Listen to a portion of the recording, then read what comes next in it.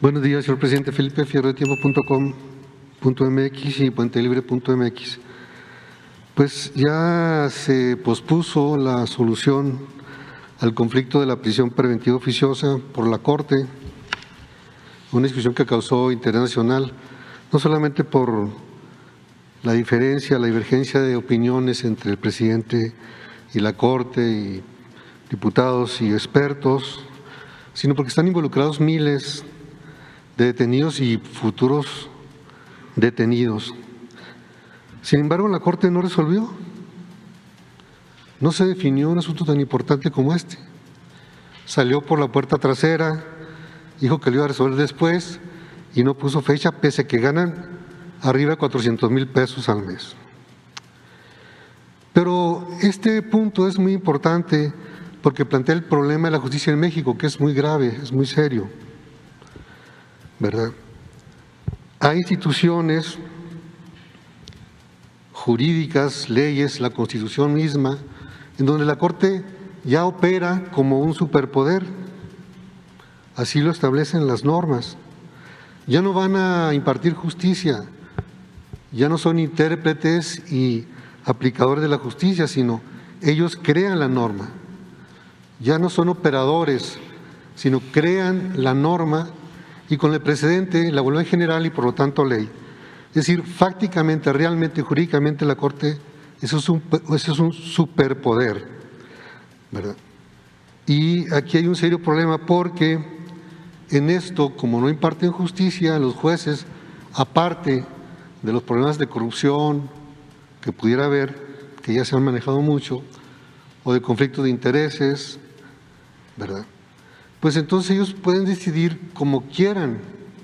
Hay millones de juicios en los tribunales administrativos, penales, civiles, en donde los abogados y las partes no saben cómo va a resolver el juez, porque como ellos ya crean la norma, pues entonces ya no importan los hechos, ya no importa la justicia. Usted ha dicho que no va a hacer o va a proponer una reforma constitucional sobre el tema porque pues había prioridades y luego pues ya ahorita ya no hay mayoría. Sin embargo, tal vez, no sé si usted haya pensado en hacer una reforma a las leyes secundarias que agilicen los procedimientos, porque son miles de millones de pesos que están en conflicto, situaciones de injusticia y desde luego los que están detenidos. No sé si ha pensado en esa salida, pues. Bueno, ya aprobamos una ley de amnistía que no ha podido funcionar como quisiéramos porque hay muchos obstáculos. Es que no es un punto, es toda la estructura del Poder Judicial está orientada hacia eso. Sí, pero esa reforma que se necesita, y coincido contigo, corresponde promoverla, llevarla a cabo al Poder Judicial. Yo ya tomé la decisión de no presentar una iniciativa de reforma al Poder Judicial desde el inicio del gobierno, porque quiero ser respetuoso, lo he sido y lo voy a seguir siendo, y quiero que este poder lleve a cabo esa reforma. Yo les comentaba que tenía yo la disyuntiva, porque la política es, entre otras cosas, optar entre inconvenientes. Si llevaba yo a cabo la reforma, iban a haber las mismas voces, ¿no?, de estos conservadores hablando de que pretendía someter al Poder Judicial. No lo hicieron cuando Zedillo porque estaban bien apergollados, ¿no?, o eran socios pero con nosotros iban a poner el grito en el cielo.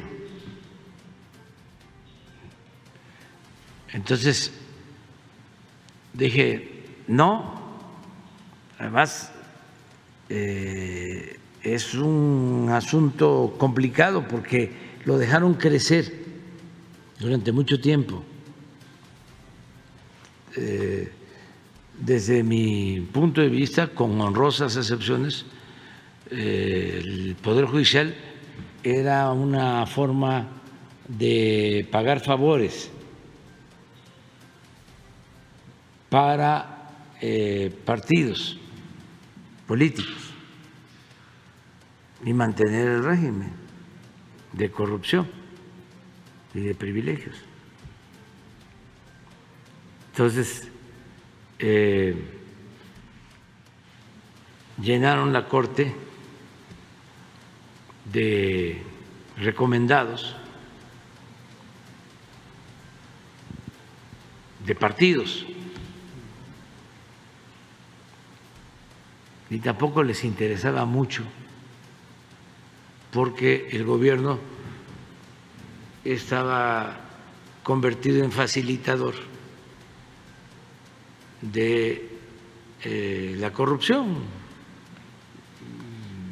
era un facilitador de las transferencias, el traslado de los bienes nacionales a particulares. Esa era su encomienda principal.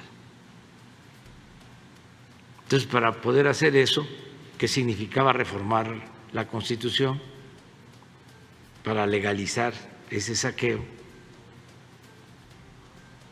de convertir lo público en privado en beneficio de una minoría, pues había que dar concesiones para obtener votos, para ir juntos, como en el caso del FOBAPROA, que lo tratamos. Había que maiciar. Y siento que el Poder Judicial lo utilizaron para eso.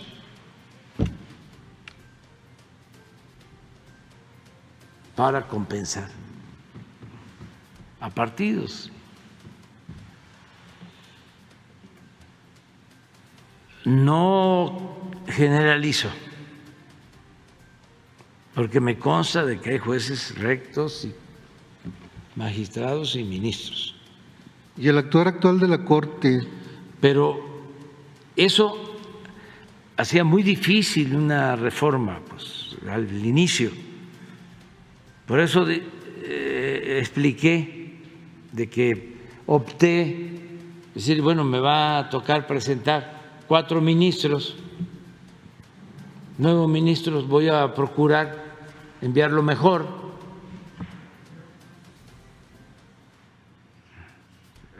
Ternas, sin línea, lo que nunca había sucedido. Mandaba yo la terna, como cuando mandé la terna para el fiscal. Mandé la terna para el fiscal, fueron los legisladores los que decidieron. Y mandaba yo la terna para los ministros y le hablaba yo con la persona que iba yo a proponer y le decía, te voy a proponer porque considero que eres una gente honesta, íntegra, incorruptible, pero no depende de mí, depende del Poder Legislativo. Entonces, así eligieron, pero yo los propuse porque era mi facultad. Entonces, con la idea de si se tiene mayoría, o sea, aunque son 11, pero 4 y se van convenciendo, 2, ya se tiene mayoría y se puede llevar a cabo la reforma al interior del Poder Judicial, sin que participe de manera directa el Ejecutivo, porque no tiene por qué participar. si no es a través de una modificación constitucional. Y lo mismo pensé en la judicatura, que es un órgano importantísimo, porque es el que vigila el cumplimiento de las funciones de todos los miembros del Poder Judicial, el recto proceder de los miembros del Poder Judicial, de jueces, de magistrados, de ministros. Pero los de la judicatura, que los respeto mucho, siento yo que han actuado con mucha tibieza. ¿Y un juicio político? Nada, no ha habido nada. Hubo una renuncia de un ministro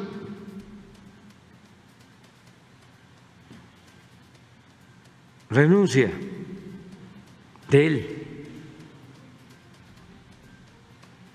que me presentó y yo envié la propuesta al Congreso.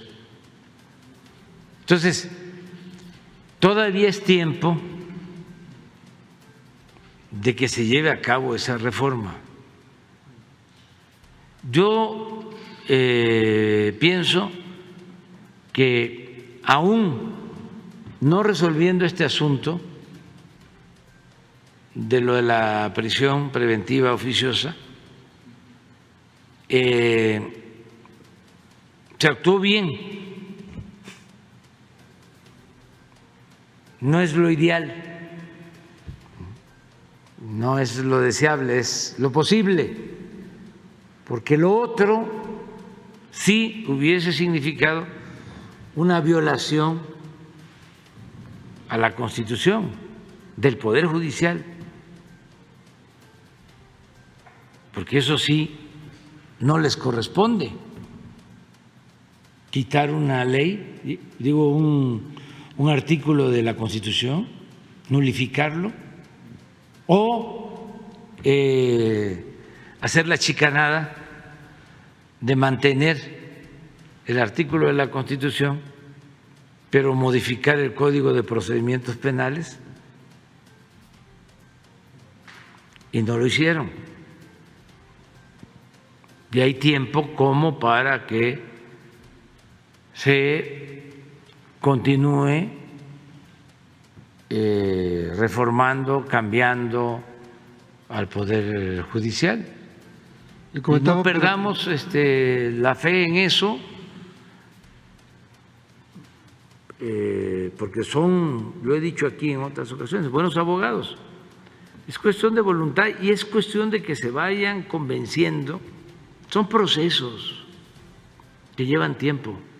No es un problema de gobernabilidad, ya. No. Porque no solamente son los casos icónicos o que se discuten en los medios, sino millones de asuntos, sí, pero en donde los poderes judiciales de los estados están subordinados, al final de cuentas, de lo que diga un juez de amparo o el ministro, ¿verdad? Hay casos, pero estamos pendientes para que no se agraven los asuntos que tienen que ver con el Poder Judicial. Por ejemplo, hemos hecho el compromiso y el día 15 vamos a dar a conocer un informe, a ver si es posible hacerlo de manera conjunta, Poder Judicial y Poder Ejecutivo. Va a depender de